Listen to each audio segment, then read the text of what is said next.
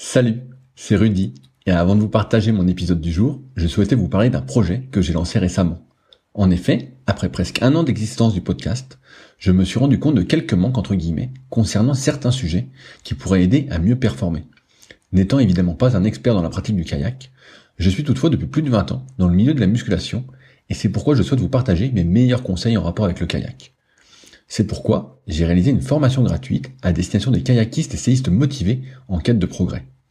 Dans cette formation gratuite, je vais vous partager des conseils techniques, avec vidéo à l'appui, sur certains exercices phares en musculation que vous pratiquez déjà. Je vais également vous partager des conseils alimentaires, et notamment sur comment prendre de la masse utile, mais aussi sur comment éviter au maximum les blessures au dos et aux épaules si fréquentes pour beaucoup.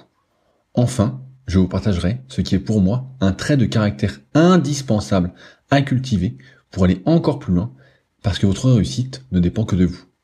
Si vous êtes intéressé par cette formation gratuite, cela se passe directement sur le site www.secretdukayak.org en renseignant votre email dans la petite pop-up présente sur la page d'accueil qui apparaît moins de 5 secondes après que vous soyez dessus. J'espère sincèrement que cela vous aidera. N'hésitez pas à me faire un retour après avoir suivi cette formation gratuite si vous aviez des idées, questions ou suggestions. Salut, c'est Rudy et je vous souhaite la bienvenue pour ce nouvel épisode des Secrets du kayak. Le but de ce podcast est de vous partager ma passion du kayak de course en ligne et de partir à la rencontre des champions. Qui sont-ils et que font-ils pour performer au plus haut niveau? Aujourd'hui, je vous partage ma conversation avec Nathalie Marie, participante aux Jeux Olympiques d'Athènes en 2004 et surtout kiné de l'équipe de France pendant de nombreuses années. J'avais de nombreuses questions à lui poser, notamment sur l'entraînement en dehors du bateau, sur surface instable et vis-à-vis du gainage. Quelle aide cela peut-il apporter pour performer? On est bien évidemment revenu sur son parcours sportif, mais également professionnel. J'espère donc que l'épisode vous plaira. Je vous laisse maintenant découvrir Nathalie et ses secrets. Salut Nathalie, comment vas-tu aujourd'hui? Bonjour, ça va très très bien, comme un vendredi fin de semaine. Et je crois savoir que tu travailles en tant que kiné, c'est ça? Oui, je suis kiné au Pays Basque et kiné également des équipes nationales. Mais avant, j'étais kiné de l'équipe de France une des kinés de l'équipe de France de kayak. Et maintenant, je travaille plus avec la fédération de triathlon. Ok. Pour commencer, je voulais revenir un petit peu sur ta carrière. Comment tu as commencé le kayak? Alors moi, j'ai commencé le kayak à l'âge de 14 ans, à la suite d'un arrêt de carrière j'étais en sport-études gymnastique. Donc j'ai arrêté dû à des blessures. J'ai arrêté du jour au lendemain. J'ai fait 3 mois sans sport et pour la seule fois et la première fois de ma vie, mes parents m'ont un petit peu obligée à refaire un petit peu de sport. J'ai fait de l'athlétisme et comme ma sœur faisait aussi du canoë-kayak, elle m'a mis les fesses dans un kayak et même si j'ai pas de suite accroché, petit à petit avec l'ambiance du sport de plein air, du coup j'ai pris goût à cette activité. Voilà, c'est comme ça qu'est arrivé mes débuts en kayak. Et comment ça s'est passé justement ces débuts, puisque tu dis que tu avais fait de la gym, on va dire sport-études, donc tu t'entraînais pas mal en gym. Est-ce que tu as senti des débuts faciles pour tenir dans le bateau? Alors il a fallu quand même quelques temps pour trouver la stabilité. Ensuite, au niveau de la coordination, au niveau des coachs, ils me disaient que c'était bien. Et puis aussi, j'avais la chance que ma sœur qui pratiquait déjà m'emmenait beaucoup en équipage. Donc, j'ai de suite fait beaucoup de K2 avec elle. Donc ça m'a fait vite progresser. Après, j'avais aussi la chance qu'avec la gymnastique, on faisait déjà de la musculation, même si c'était pas de la même musculation. Donc ça a pris vite. Et par contre, c'était tout ce qui était l'endurance. J'étais plutôt sprinteuse de base. Et l'endurance en kayak, ça a été vraiment très très dur de faire, même pour accéder à des efforts. Je me rappelle la première fois où j'ai réussi à valider un 2 fois 10 minutes en kayak, c'était un challenge quoi. Est-ce que c'est quelque chose qui t'a suivi tout au long de ta carrière, ce manque d'endurance, ou tu as réussi à le développer après? J'ai quand même réussi à le développer. Après, sur les années en équipe de France senior, pendant longtemps, je croyais que j'étais en manque d'endurance. Et puis, il y avait les coachs qui m'avaient démontré que du coup, maintenant, c'était quand même c'était quand même validé. Après, on doit toujours continuer à progresser à ce niveau-là, mais on va dire que c'était quand même plutôt mon point faible. Et c'est quand même toujours resté le sprint ma qualité.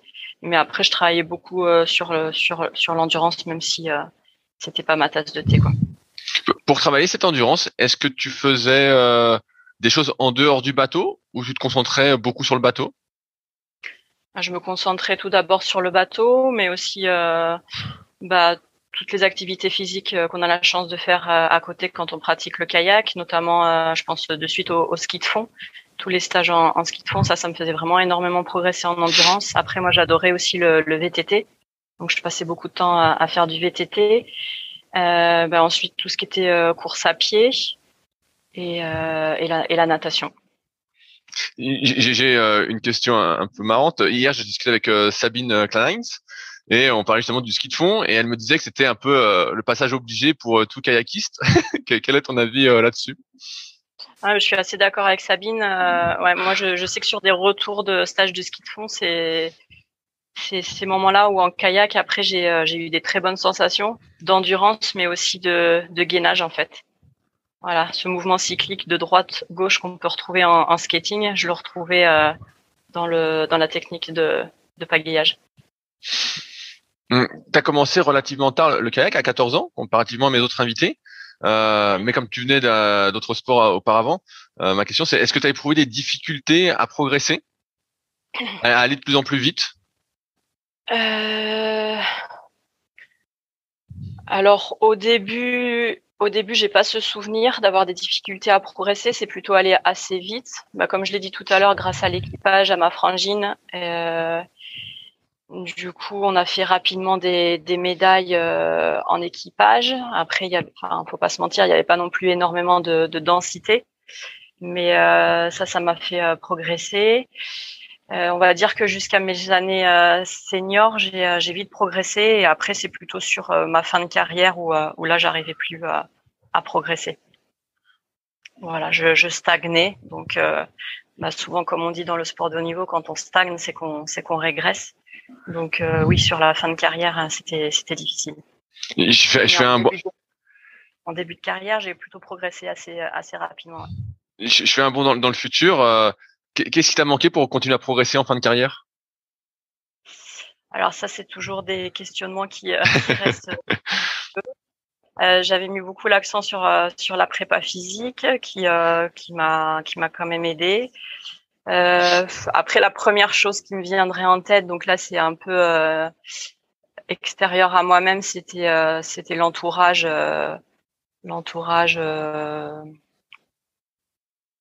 enfin le coaching clairement et l'ambiance au sein de l'équipe de France.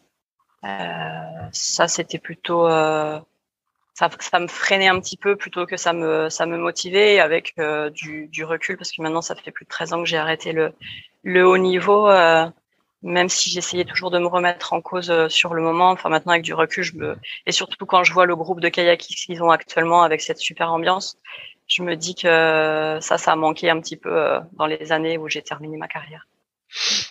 Et alors je te posais une autre question. Est-ce que tu n'aurais pas pu créer ton propre entourage à cette époque? Ou est-ce que c'était compliqué justement à cette période-là? J'ai créé mon propre entourage, ce qui me faisait du bien, et je pense que c'est pour ça que j'ai continué jusqu'en 2008, avec notamment un préparateur physique, avec l'entraîneur Nicolas Parguel. Mais après, du coup, c'était quand même important de rester dans l'émulation équipe de France et de s'entraîner avec les meilleures féminines, avec quand même malgré tout les coachs nationaux. Et bon, voilà, quand on est vraiment sur le vif, pour moi, c'était important aussi de rester intégré vraiment à l'équipe nationale. Et je sais pas, là tu me prends un peu de. Oui, t'inquiète, hein. Je sais qu'il y a pas de bonne réponse, hein. Après, j'ai quand même créé mon entourage, l'entourage positif, quoi. Tout à l'heure, tu parlais du K2 et que ça t'avait pas mal aidé de faire de l'équipage pour progresser rapidement. Étant donné que tu es une pro pour moi de la proprioception, et on va y revenir un petit peu après. Est-ce que tu arriverais à m'expliquer ce que ça t'apporte l'équipage pour progresser en individuel? Alors, sur les années où j'ai commencé et pour les débutants, je pense que ce qui apporte, c'est d'avoir un coach directement intégré dans le bateau, quelqu'un qui peut nous donner des conseils techniques, des conseils au niveau des sensations, enfin au niveau des gîtes notamment, ressentir un petit peu les appuis du bassin dans l'eau. Et puis vraiment réussir à se concentrer sur la personne qui est devant ou derrière soi, en étant en ressentant son propre geste en fait, et essayer de reproduire la même chose en étant coordonné avec lui ou avec elle. Et j'ai l'impression que l'équipage, j'en ai jamais encore fait et c'est en cours. On est en train d'acheter un bateau avec mes potes et j'ai l'impression que ça te fout un peu en dehors de ta maîtrise du bateau. Je sais pas si tu vois ce que je veux dire, dans le sens où toi tu contrôles ton bateau et là t'as quelqu'un qui va peut-être entre guillemets t'emmener là où toi t'aurais pas été, tu vois.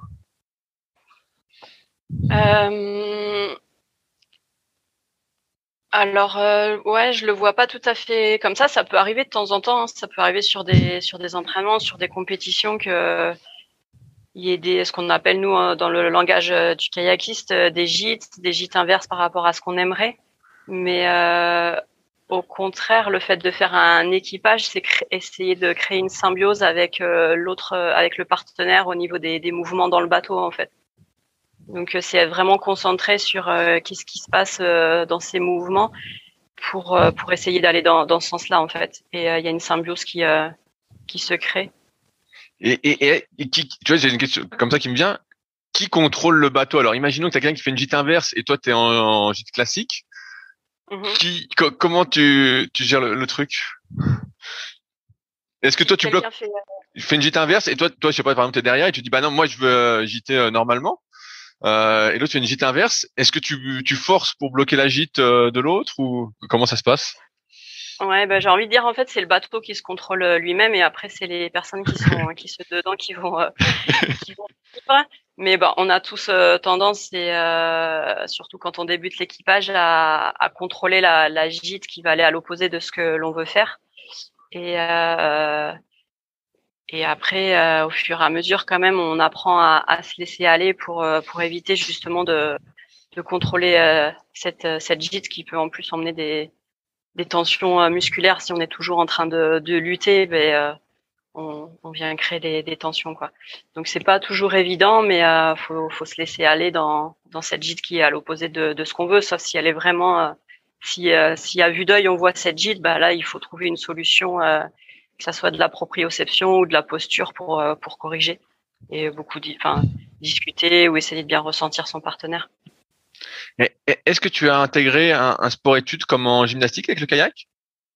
Oui, j'avais intégré le sport-études à Caen, qui est maintenant le pôle espoir, enfin, le pôle jeune. Ça veut dire que même en individuel, parce que tout à l'heure tu parlais d'équipage où tu avais fait des bonnes places, en individuel, tu avais commencé à faire des bonnes places en étant jeune? En étant jeune, oui. Ma deuxième année senior, en fait, j'avais fait deuxième au championnat de France élite, derrière Céline Cusa à l'époque. Donc ça, c'était un bon résultat individuel. Et ensuite, en 2002, donc là, j'avais gagné les sélections équipe de France en équipage et aussi en individuel. Et en 2002, j'ai gagné les sélections équipe de France en 500 mètres et en 1000 mètres. Et c'est en 2004 où du coup j'ai gagné les sélections équipe de France en équipage et en individuel en K1. Et de là en fait, la suite de ma carrière, elle s'est déroulée en K1 parce que j'avais décidé de faire les Jeux d'Athènes en K1. Voilà. Et après je suis restée en K1 jusqu'à la fin de ma carrière. Et est-ce que quand tu as débuté le kayak, est-ce que tu t'imaginais aller aux Jeux Olympiques? Est-ce que c'était un objectif pour toi? Oui, c'était un objectif. C'était déjà un objectif en tant que gymnaste. Et c'est vrai qu'à l'époque, j'étais vraiment très compétitrice, ce qui est plus du tout le cas maintenant. Et du coup, quand je faisais un sport, c'était pour être championne olympique. Donc quand j'ai quand j'ai débuté le kayak, oui, c'était pour déjà faire les Jeux olympiques oui, enfin moi quand je m'entraînais, je pensais toujours à la médaille d'or aux Jeux olympiques. Ah bah, ça me fait plaisir d'entendre ça parce que tous ceux que j'ai interviewés ne me disent jamais que c'est leur objectif d'aller au D'accord. jeu. Ils me disent tous ça se passe comme ça et tout. Ah, là, tu me fais plaisir. Ouais. C'était mon objectif. Après, quand j'ai arrêté ma carrière en 2008, quelques mois après, il y a le 200 mètres qui est arrivé aux Jeux olympiques.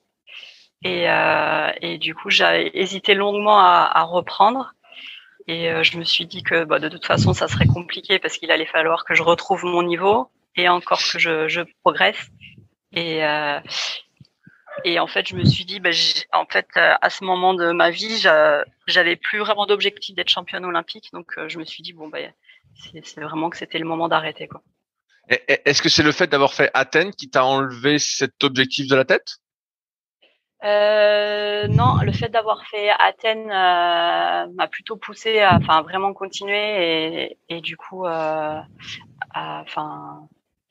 l'objectif c'était d'aller sur Pékin et puis de réussir à valider à me rapprocher au moins de cet objectif, quoi. Mais du coup, je suis pas allée jusqu'à Pékin. Comment ça s'est passé à Athènes? Est-ce que c'était comme tu l'imaginais? C'était le rêve que tu vivais éveillé? Alors Athènes, ça s'est pas passé tout à fait comme je voulais, parce que malheureusement, j'ai eu le décès de mon papa 15 jours avant les Jeux d'Athènes. Donc j'avoue que j'ai des souvenirs un peu flous en fait des Jeux olympiques. J'ai été très soutenue par les coachs, Didier Hoyer notamment, et les athlètes qui étaient présents. Mais ouais, j'ai quand même des souvenirs de mes courses, des soirées finales. Mais ouais, ça s'est pas passé vraiment comme je voulais, quoi. C'était difficile là-bas. Ah, j'allais dire, ça c'est pas de chance. C'est pas de chance étant donné que c'était l'objectif. Et qu'est-ce qui fait alors que t'as pas fait Pékin par la suite? Par la suite, après Athènes, donc je me suis blessée, j'ai fait une année blanche et ensuite, du coup, j'ai repris. Il a fallu que je rame, c'est le cas de le dire, pour retrouver mon niveau. Et après, c'est là où, sur ma fin de carrière, en fait, en 2007-2008, je progressais plus, voire je régressais et du coup, c'est pas passé aux sélections françaises. Donc, c'était les grandes vacances pour moi. Qu'est-ce que t'as eu comme blessure? J'ai eu une blessure au dos. Tu t'es fait une hernie discale bien courante en kayak? Non, du tout. On n'a jamais trop su ce que c'était. Peut-être une entorse du dos. J'avais eu un corset en fait pendant plus d'un mois. Et voilà. Mais c'était pas une hernie discale. Est-ce que dès le début, tu voulais devenir également kiné? Les études que tu as fait en parallèle, c'était quelque chose que tu voulais faire depuis longtemps? Alors, assez rapide. Alors, je me rappelle plus exactement quand est-ce que j'ai décidé vraiment d'être kiné. En fait, j'hésitais entre kiné et aller plutôt dans le milieu du cinéma, metteur en scène. Et du coup, c'est les années lycée, sport-études à Caen qui m'ont fait décider vers kiné. Et je voulais faire médecine, kiné. Mon rêve, c'était un petit peu avait disparu parce que j'ai fait une première S, mais j'ai redoublé ma première S pour aller en première littéraire. Donc je pensais que je pouvais plus être kiné. Et puis j'ai réussi à obtenir l'entrée dans l'école de kiné grâce au statut de sportif de haut niveau. Et est-ce que c'était quand tu arrêtes ta carrière, donc c'est en 2008, c'est ça ce que tu m'as dit? Oui, 2008. Est-ce qu'à ce moment-là, donc tu te dis bah voilà, j'arrête ma carrière et je me lance en tant que kiné? T'avais déjà testé le métier ou pas du tout avant? Alors j'étais en études et j'étais dans ma dernière année d'école de kiné. Il me restait encore une demi-année pour valider mon mémoire. Ok. Et donc, tu savais pas trop à quoi t'attendre en devenant kiné alors?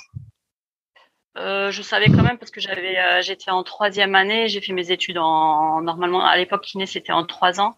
Moi j'ai dédoublé chaque année, donc j'avais fait quand même pas mal de stages et je savais à quoi m'attendre quand même.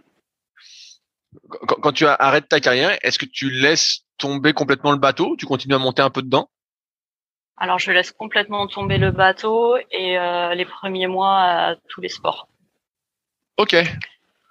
Ouais, je pense que enfin, on pourrait pas employer le mot surentraînement, mais j'étais en surmenage en tout cas.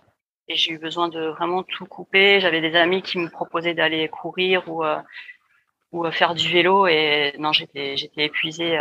Rien que d'entendre le mot sport, en fait, tombée dans le canapé.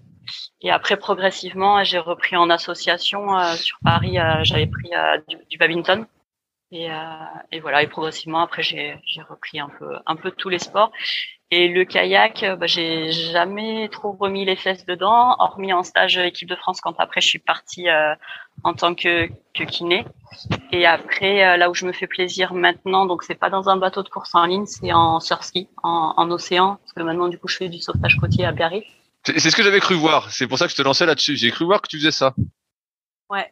Et du coup oui, c'est surtout en sauvetage côtier quand il y a des vagues que je suis contente d'être les fesses dans un kayak, mais ça fait d'ailleurs rire les jeunes et le coach du club parce que quand ils disent que c'est kayak aujourd'hui, je suis presque un petit peu déçue. Moi, je préfère aller nager ou faire de la planche. Mais bon, j'avoue qu'une fois que je suis dans le bateau, je suis quand même contente. T'as fait aussi des compétitions en sauvetage côtier, j'ai cru voir. Donc oui, j'ai fait des compétitions. Au début, j'étais à fond là.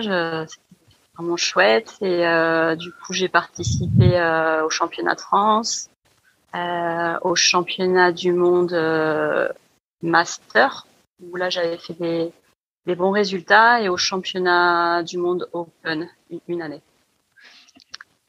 Quelle différence tu sens entre un surf-ski, on va dire, classique et un bateau de life saving? Parce que j'avais interviewé Renaud Baudier, donc qui m'avait parlé des caractéristiques du bateau, qui était un peu plus court qu'un surf-ski classique, qui faisait 18 kilos. J'imagine que ça glisse beaucoup moins, c'est moins, de ma faible expérience, j'aurais l'impression que ça glisse beaucoup moins et que c'est moins fun que de prendre un vrai surf-ski pour faire des vagues. Qu'en est-il de ton expérience?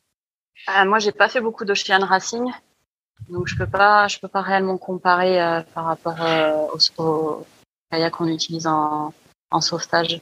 Mais oui, en ocean racing, il est plus léger, donc ça ressemblerait plus à un bateau de course en ligne et ça glisse mieux. Le bateau de surf life saving, il est fait pour passer la barre et surfer la vague du retour. Et aujourd'hui, tu pratiques toujours ce kayak de life saving? Alors, je pratique toujours. Après, là, je viens d'avoir un bébé, il y a maintenant 8 mois. Donc, j'ai bien ralenti. J'avais quand même ralenti avant, mais là, je pratique. Je suis maintenant dans un groupe loisir, mais avec certains qui ont un bon esprit de compétition, vraiment une très bonne émulation club, une émulation positive. Donc, c'est super chouette. Je me fais plaisir. Ouais. J'ai l'impression que ça se développe un peu ce côté kayak life saving, non? Oui, il y a surtout le sauvetage côtier qui se développe énormément notamment sur la côte atlantique, sur toute la région sud-ouest. Mais à Biarritz, ça se développe énormément. Même au sein du club, il y a eu l'achat de beaucoup de kayaks et ouais, ça se développe. Ouais. Et ça plaît beaucoup aux jeunes, aux moins jeunes, quoi. Est-ce que si je te dis quel est le meilleur kayak de life saving, tu sais me répondre ou pas? J'aurais tendance à répondre le Dolphin. C'était le premier kayak que j'avais. Et, je l'avais récupéré de Flora Mancier, donc qui a été une des meilleures françaises, voire la meilleure française en sauvetage côtier. Donc c'était un petit bijou pour moi.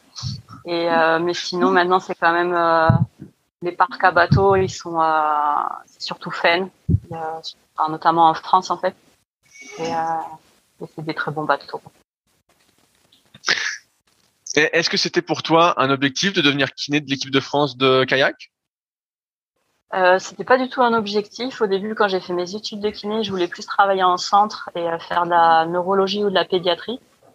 Et puis petit à petit, au début de ma carrière professionnelle de kiné, j'avais été contactée par Florian Rousseau pour travailler avec les cyclistes.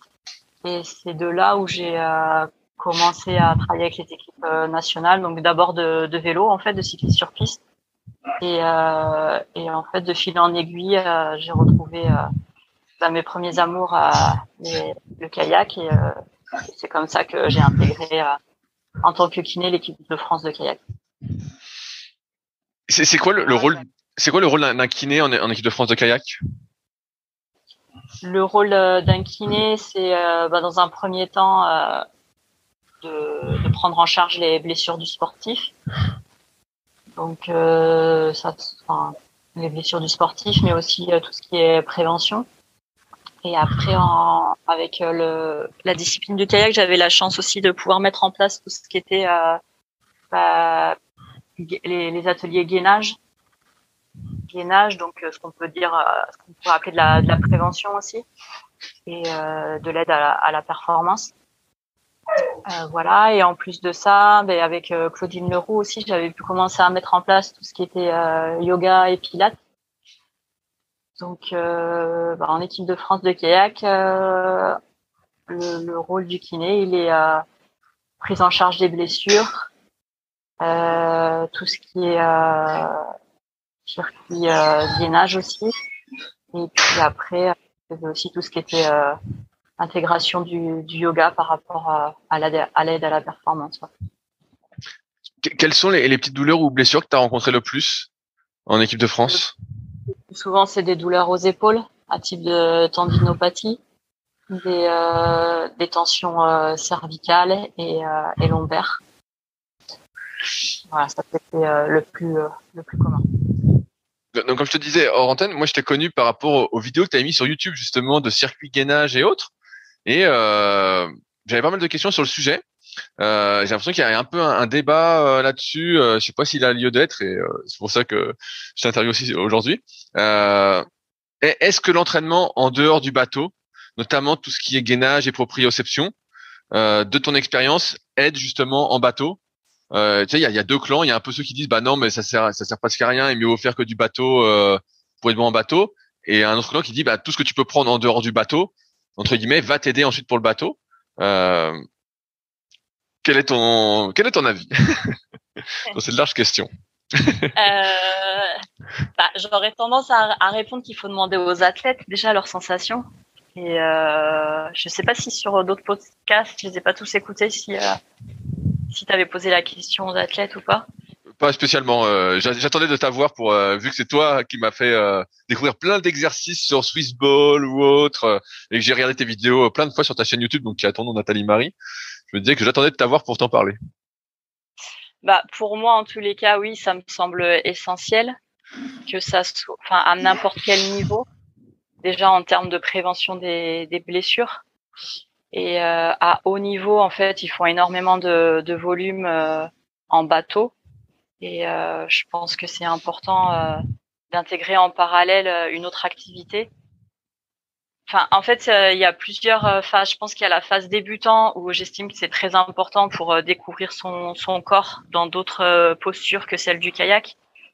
Si j'étais kiné ou coach d'un pratiquant débutant, je lui ferais faire du gainage, oui, pour qu'il découvre qu'il ait un schéma corporel, des sensations de gainage en dehors du kayak et qu'il puisse les reproduire ou pas dans le kayak. Mais en fait, on dit que ce qu'on développe en gainage et en proprioception, ça va libérer des ça va renseigner les capteurs qu'on a dans les articulations. Et ces capteurs, en fait, ils vont être éveillés et ils vont nous aider pour la suite. Donc ça, c'est la première chose. Il aurait fallu quand même que je réfléchisse pour être bien clair dans mes propos avant de te répondre. Et après, quand on travaille le gainage, en fait, on peut aussi travailler la posture. Et pour que le corps il fonctionne bien, il faut quand même qu'il y ait une balance crédit-débit entre des postures, en fait. Si on est toujours en position assise en kayak, on sait très bien que la position du kayakiste elle est pas naturelle et qu'elle peut abîmer le dos, mais pas que la partie lombaire, elle abîme tout le rachis, ça peut remonter jusqu'en cervical. Et le fait de faire du gainage, on peut contrebalancer cette posture assise.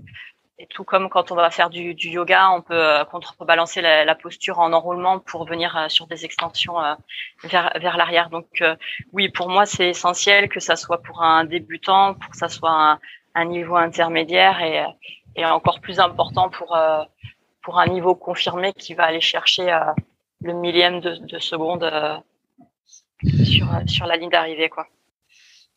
Voilà. Justement, là, là, tu vois, on parle de gainage et je voulais aller un peu plus loin. Donc souvent, quand on parle gainage, pour la plupart des gens, ça va être du gainage statique sur des surfaces stables. Et le kayak, c'est un sport instable. Et toi, j'ai vu que tu faisais faire beaucoup de gainage en surface instable. Donc sur Swissball, j'ai vu que tu faisais faire à genoux. J'ai vu des vidéos où des fois, je me souviens de Léa qui était debout là dans une vidéo que tu avais faite. Tu utilisais aussi, je crois dans une autre vidéo, des TRX pour le gainage aussi. Est-ce que j'allais dire quelles sont pour toi les différentes formes de gainage? Est-ce qu'il y a une suite logique de progression à avoir? Par exemple, de stable à je sais pas, assis sur une Swissball, puis à genoux, puis debout. Est-ce qu'il y a un intérêt à toujours chercher plus d'instabilité dans ces exercices-là ou pas? Alors non, il n'y a pas vraiment d'intérêt à chercher plus d'instabilité. Après, ça va vraiment dépendre du sportif en fait. La suite logique, ça pourrait être de commencer par une phase statique pour ensuite vers des phases dynamiques. Mais on pourrait aussi très bien commencer par du dynamique pour aller vers du statique. Après, moi, ma vision du gainage, c'est surtout du gainage en mouvement qui va se rapprocher de l'activité physique, ou alors en tant que kiné d'un gainage justement par rapport à ce que je discutais tout à l'heure, une balance, équilibre entre les postures. Voilà, si je vois un athlète qui a un déficit dans une posture, et sur le gainage, je vais essayer de trouver des exercices qui vont contrebalancer cette posture. Voilà. Après, par rapport je sais pas si tu veux m'amener par rapport à la planche en statique. Oui, vas-y. J'ai encore les cheveux qui s'irrissent quand en fait même certains kinés me parlent de gainage et me montrent directement les coudes serrés, cette posture de la planche, parce qu'en fait j'ai l'impression que quand on dit gainage dans la population, dans une grande partie de la population, en fait gainage ça se rapproche de la planche. Et ça me dérange parce que si on veut que le gainage soit efficace pour une activité physique en mouvement, en fait, on est quand même un peu obligé d'aller rechercher des fibres musculaires qui travaillent dans le mouvement et du coup de bouger en fait. Donc le gainage c'est beaucoup plus que cette planche statique, qu'elle soit sur les coudes, sur un coude pour travailler les obliques. Il faut aller quand même chercher du mouvement, plutôt des répétitions courtes, mais en mouvement, ouais. Souvent sur Swissball, sur pas mal de vidéos que je vois de travail de gainage pour le kayak, on fait l'exercice quand on se met à genoux et on fait donc des exercices dynamiques, on se lance des ballons ou autre. Et pour moi, le kayak, ça se passe assis. Est-ce qu'il y a une raison pour laquelle on voit plus d'exercices faits à genoux sur Swissball que les fesses dessus? La position assise, c'est aussi la position du kayakiste. Donc, si on se remet en position assise, on va recréer la même posture, les mêmes tensions au niveau du rachis, même si on est sur un Swissball et non dans un siège de kayak.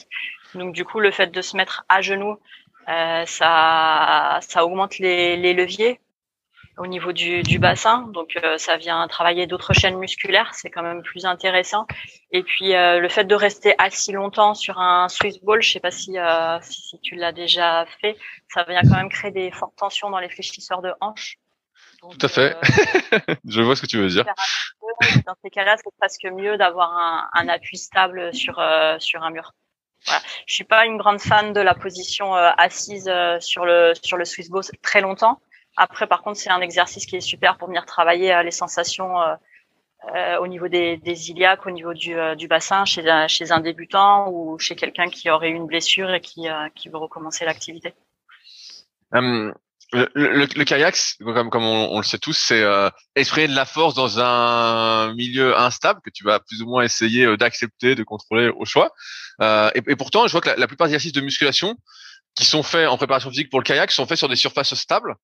Et je trouve toujours ça un peu paradoxal, dans le sens où pourquoi pas en préparation physique générale, mais qu'après il n'y avait pas une sorte d'essai, je sais pas qu'on peut dire, d'essayer de prendre de la force, de faire des exercices de musculation sur des surfaces instables. Est-ce que tu sais pourquoi, ou est-ce que tu as une explication à me donner, ou est-ce que c'est quelque chose vers quoi on tend? Je sais pas.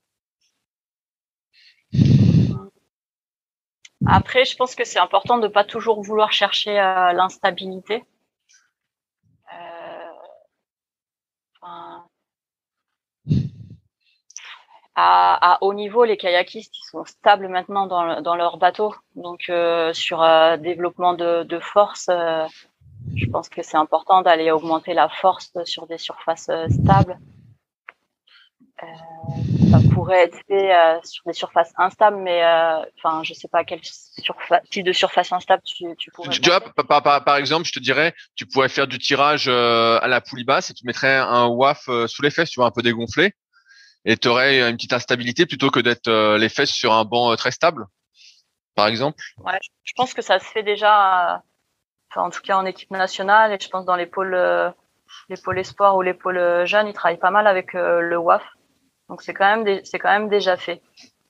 Après, pour vraiment aller chercher l'augmentation de force, je pense que c'est important d'être sur une surface stable quand même pour être en sécurité. Oui, je te titillais pour pour la question une question que je me pose aussi. On n'est jamais aussi fort que sur une surface stable, mais étant donné que il peut y avoir des vagues ou autres, si t'es fort que sur le stable. Mais effectivement, sur la question du haut niveau, ça se pose moins vu que tout le monde est stable. C'est un peu le principe aussi d'une entorse de cheville. Enfin, quand on se crée une entorse de cheville, la plupart du temps, on est quand même sur une surface stable. Et c'est rare de se faire une entorse de cheville sur une surface instable. Alors oui, un trou ou quelque chose comme ça, mais c'est un sol qui est stable. Et on dit qu'en fait, pour reproduire vraiment ce qui se passe, il faut quand même souvent rester sur du stable. Tu parlais de pilates et de yoga. Dans quel sens ça va? Est-ce qu'on peut déjà distinguer la différence entre le pilate et le yoga? Quelles sont les différences? Ouais, alors le yoga, le pilates, moi, ma vision des choses, c'est plus du renforcement musculaire. Donc renforcement musculaire avec des postures précises, un alignement du corps, c'est pour aller recruter les muscles profonds. Ce que je rajouterais, c'est justement un équilibre par rapport aux postures qu'on fait dans la vie de tous les jours. Donc, si on est plutôt en posture assise, enroulée vers l'avant, en pilates, le fait de retrouver un alignement de toute la colonne et de tout le corps, on vient travailler des muscles posturaux qu'on travaille pas dans la journée. Donc ça, c'est important pour toutes les personnes, mais aussi pour tous les sportifs. Ensuite, le yoga, il y a plusieurs façons quand même de voir le yoga. Moi, le yoga, alors notamment pour un sportif, mais pour toutes les personnes, je le vois plus comme un maintien ou un gain de mobilité des amplitudes articulaires. Et du coup, ce qui va engendrer de la mobilité dans les tissus musculaires, mais autres aussi, parce que je considère que le corps s'est enveloppé d'un grand fascia.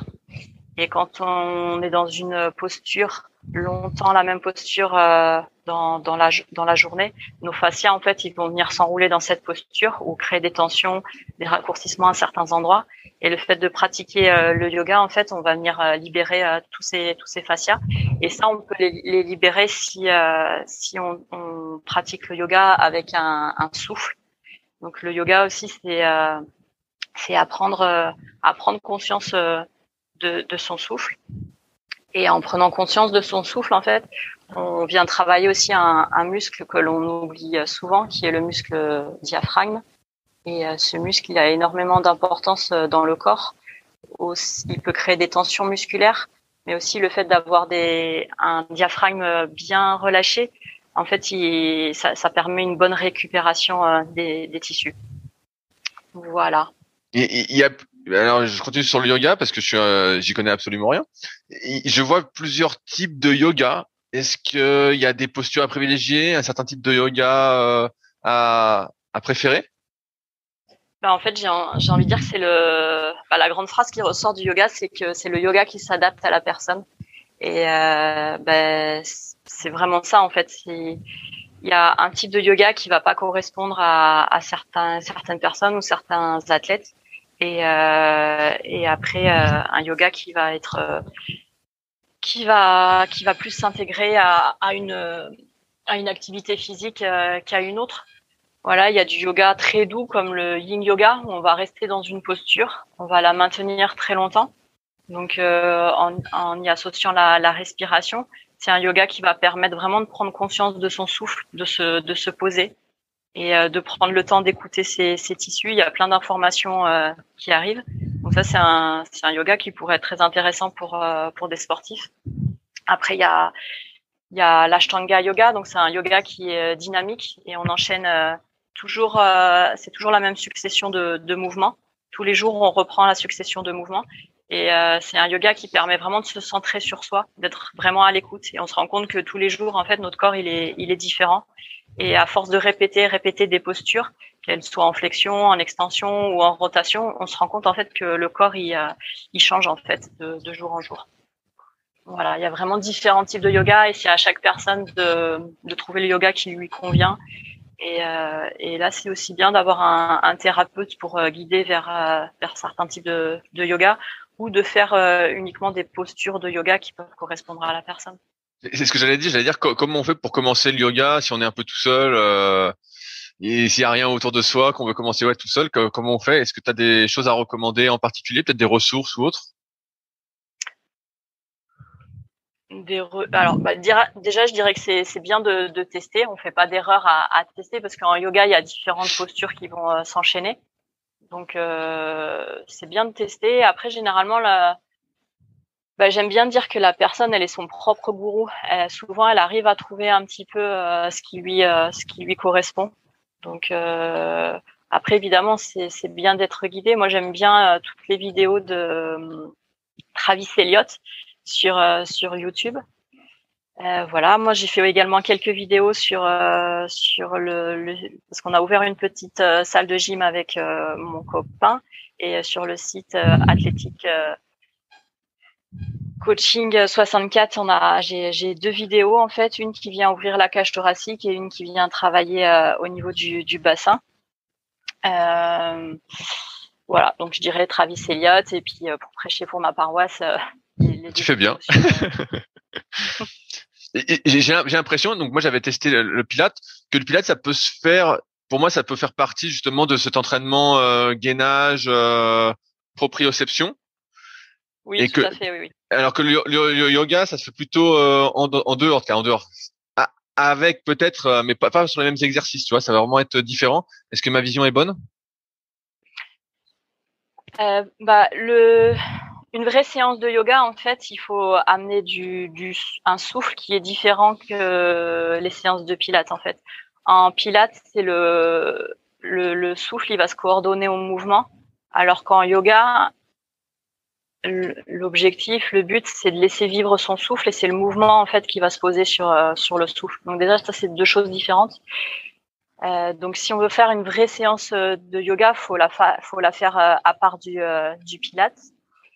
Et je sais plus exactement ce qu'était ta question, pardon. Non, mais c'était ça. C'était est-ce qu'on pouvait lier les deux ou c'était vraiment deux choses différentes? Et t'as bien expliqué cette histoire de souffle. Ça m'a bien. Et après, on peut allier les deux. Moi, dans les cours que je propose à mes adhérents, en fait, je fais à la fois du yoga et du pilates parce que en fait, j'estime que l'essentiel, c'est pour ces personnes, en tous les cas, qui viennent à mes cours, c'est de bouger leur corps. En fait, c'est plus en termes de santé, de mouvement des fascias.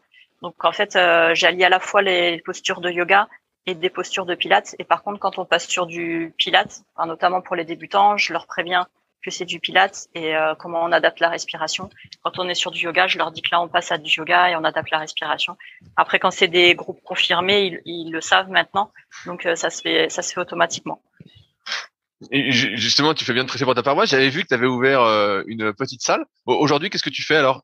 T'as un cabinet de kiné ou tu bosses que dans la salle que vous avez ouverte avec ton copain? Comment ça marche pour toi? Aujourd'hui, j'ai le cabinet de kiné sur Anglette, qui est un cabinet orienté kiné du sport. Donc, on est trois kinés dans ce cabinet avec une sophrologue. Et à côté de ça, on a ouvert depuis un petit peu plus d'1 an maintenant, c'était juste avant le confinement, donc ça passe vite, une salle de coaching avec mon copain.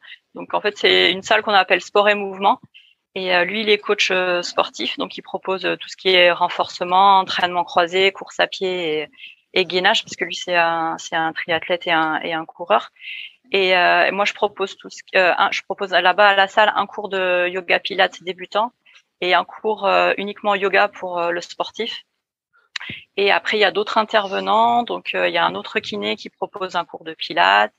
Et après, il y a aussi un autre cours d'Ashtanga Yoga qui vient de débuter. Et le but, en fait, c'était de réunir différents intervenants qui tournent autour du mouvement, en fait.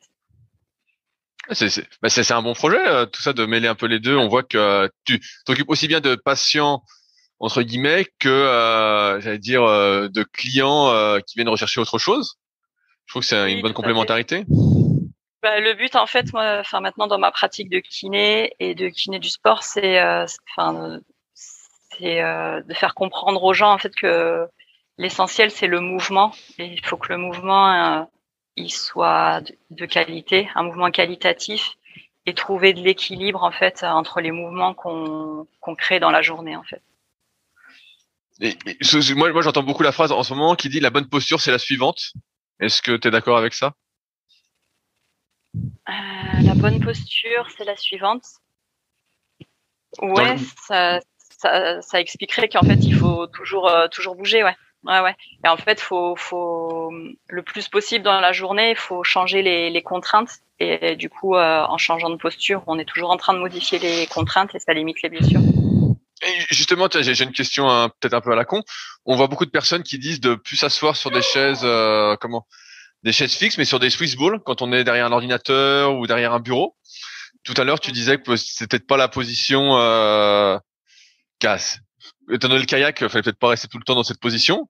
Est-ce que malgré tout, pour quelqu'un de sédentaire, peut-être qui écouterait par hasard ce podcast, est-ce que ça peut être quelque chose d'intéressant? Oui, c'est quelque chose qui est intéressant de changer de surface. Après, le premier conseil que je donnerais, c'est déjà revoir la position assise entre quelqu'un qui est assis de façon avachie et quelqu'un qui est assis de façon gainée, avec un dos. Alors, j'ai pas envie de dire un dos droit, mais un dos tonique. Déjà, ça modifie beaucoup de choses.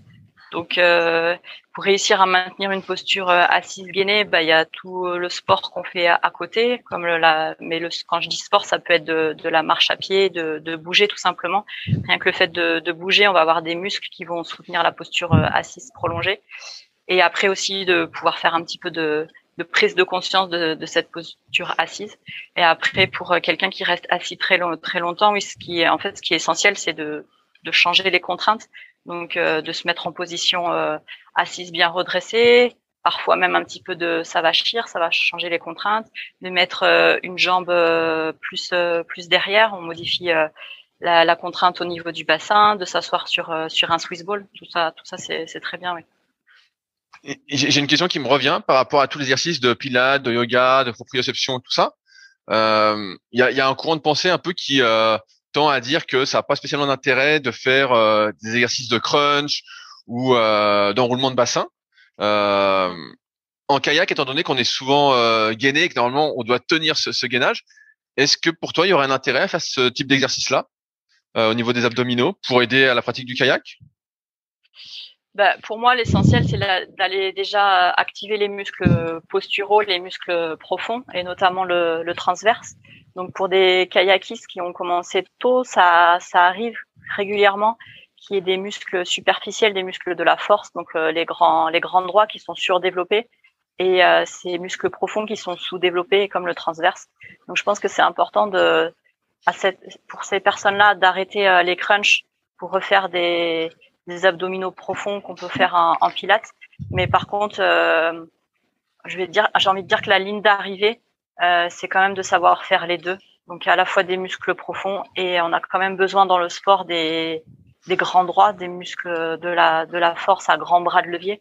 Donc, faire des crunchs, en respectant bien la position des cervicales, par contre, faire des crunchs, si on a des muscles profonds qui sont développés, moi, j'y vois j'y vois pas de contre-indication. Il faut pas que ça soit trop répété, mais il faut aller au plus proche de l'activité physique aussi. Super. J'ai juste deux, trois petites dernières questions et pour finir ce podcast. La première, c'est qu'est-ce que tu changerais au niveau de ta carrière sportive si tu devais changer quelque chose pour mieux performer? Est-ce qu'il y a quelque chose que tu regrettes de pas avoir fait ou que tu ferais différemment? C'est rigolo. J'ai une copine sportive de haut niveau qui m'a posé la question il y a 2 jours. Ah bah voilà. Et c'est bien, toutes ces questions, ça fait réfléchir. En fait, j'ai pas envie de dire que je changerais des choses parce que tout ce que j'ai fait, même si on peut avoir certains regrets ou se dire ça j'aurais dû faire différemment. En tout cas, les regrets que j'ai m'ont fait me poser des questions et m'ont permis d'être ce que je suis aujourd'hui. Et donc tant mieux s'il y a des petits regrets, j'ai envie de dire. Mais après, si c'était à refaire, je suis pas sûre que je monterais sur la capitale pour faire. Je suis montée à l'INSEP pour faire le pôle France. Donc, j'ai pas envie de dire que c'est un regret d'être allée à l'INSEP parce que dans la carrière d'un sportif de haut niveau, c'est super chouette et j'ai fait plein de rencontres là-bas. Mais le fait d'être, pour moi, je pense que la capitale, ça me correspondait pas tout à fait et j'avais besoin de plus de verdure et je pense que c'était important en fait dans mon profil d'être plus proche de la nature. C'est quelque chose que j'aurais pu retrouver peut-être plus sur Toulouse, sur Rennes. Voilà, donc j'éviterais d'aller à la capitale. Mais il y a ça. J'aurais commencé la préparation physique spécifique plus tôt. Et j'aurais fait du yoga. J'aurais fait du yoga parce que j'étais souple en tant que gymnaste et je suis devenue raide au niveau des articulations en tant que kayakiste. Donc ça aurait pu, je pense, m'éviter quelques blessures. Voilà. Qu'est-ce qui fait que tu as arrêté d'être kiné de l'équipe de France d'ailleurs en kayak? Je me suis blessée avant de partir en compétition avec eux, donc ça m'a un peu frustrée une première fois sur une Coupe de Monde. C'était moi-même qui m'étais claqué l'ischio-jambier, je pouvais plus marcher. Donc là, j'ai dû les appeler. C'était la veille de la Coupe du Monde, donc ça m'a un peu frustrée pour eux, mais ils ont retrouvé quelqu'un rapidement, donc c'était tant mieux. Et je me suis encore blessée une fois avant d'aller sur un stage à Séville. Je m'étais fracturé le 5e méta. Voilà, et donc de fil en aiguille, ça a fait que j'ai arrêté. Et puis j'avoue que j'avais envie de passer aussi à autre chose. À ce moment-là, j'avais plutôt envie d'arrêter de bouger avec les équipes nationales. J'avais peut-être un petit projet familial qui commençait à me trotter dans la tête. Et puis finalement, j'ai été rattrapée par le DTN de la fédération de triathlon qui m'a appelée. Et là, j'aime bien le nouveau en fait, et c'est vrai que, et en plus baignant un petit peu dans un milieu de triathlètes, j'avais envie de découvrir un petit peu ce qui se passait à cette fédération, et je suis super contente parce que j'apprends en fait avec les coachs. Il y a vraiment une grande communication entre les kinés, les médecins, ce qui se faisait aussi au kayak, mais entre les entraîneurs et tous les entraîneurs de toutes les catégories en fait. Donc voilà, je suis contente d'être maintenant avec le triathlon.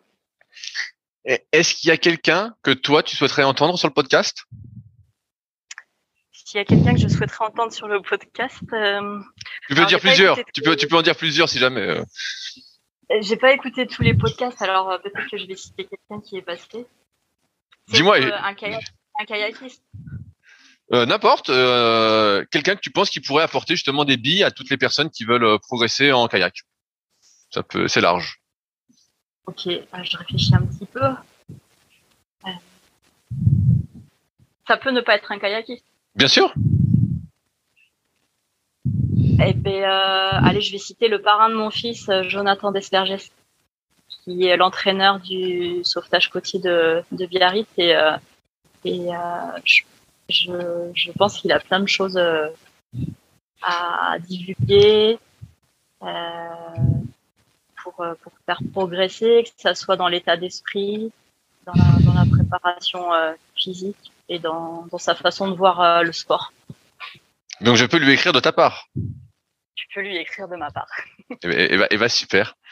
J'arrive au bout de mes questions. Est-ce que si jamais il y a un sujet qu'on n'a pas abordé, que tu souhaitais aborder? Non, là comme ça, je vois pas de sujet. On a fait le tour des choses et merci pour tes questions. Ouais, je vais me remettre un peu plus sur la Swiss Ball. C'est vrai que je regardais ces derniers jours encore tes vidéos que tu avais fait à l'époque et qui étaient super. Car pour moi, amateur et tout, je me disais, il y a plein d'exercices, c'est super et tout, ça donnait plein d'idées. Et donc, j'avais hâte de t'avoir pour parler de tout ça et avoir ton avis sur la question. Swiss Ball, on avait fait un stage à Lanzarote avec l'équipe de France féminine, avec les filles là. Et c'était intéressant de voir la progression qu'il y avait eu en une semaine sur ce Swiss Ball. Donc, en tous les cas, ils ont développé des sensations et des capteurs en fait qui se sont réveillés dans ces postures, quoi. Et j'ai l'impression qu'on progresse très très vite justement sur ces surfaces instables en dehors de l'eau, en tout cas pour moi. On progresse beaucoup plus vite. Justement à trouver cette stabilité, cette instabilité, à développer un peu de force justement sur Swiss Ball ou sur WAF. Ouais, parce que c'est la proprioception en fait. On a les muscles, mais souvent ils sont endormis et très rapidement en fait ils se réveillent. Après un travail postural, on dit qu'en 10 jours, 3 semaines, s'il est bien fait, en fait, il est bénéfique. Donc ça peut se développer très vite, voire même beaucoup plus vite qu'en 10 jours. Ouais. Si jamais des gens souhaitent te contacter suite à ce podcast, est-ce que je mets le lien vers ta page Facebook, par exemple, ou tu préfères autre chose? La page Facebook ou sur le site d'Athletic Coaching 64. Je note. Super, je suis en train de noter. Comme ça, j'oublierai pas de mettre ça. Sur ma page Facebook. Super. Merci Nathalie de ton temps. Et je te laisse, je pense, aller donner un cours ou ouvrir ton cabinet, puisque il est l'heure. C'est ça. Voilà, j'ai une petite urgence sportive, justement, là. Ça marche. Super. On se tient au courant et merci encore de ton temps. C'était un plaisir. Ok. Merci à toi pour ton interview. À bientôt. Bonne journée. Salut. Si vous êtes encore là, c'est que l'épisode vous a plu. Dans ce cas, je vous invite grandement à m'aider à faire grandir ce podcast en mettant une note de 5 étoiles et un commentaire d'encouragement sur l'application de podcast où vous l'écoutez et plus particulièrement sur l'application podcast d'Apple. Cela m'aidera d'autant plus à accueillir les meilleurs kayakistes français grâce à la crédibilité que vous me donnerez. Enfin, vous pouvez retrouver la retranscription écrite de cet échange sur www.secretdukayak.org. En attendant, laissez glisser et à la semaine prochaine.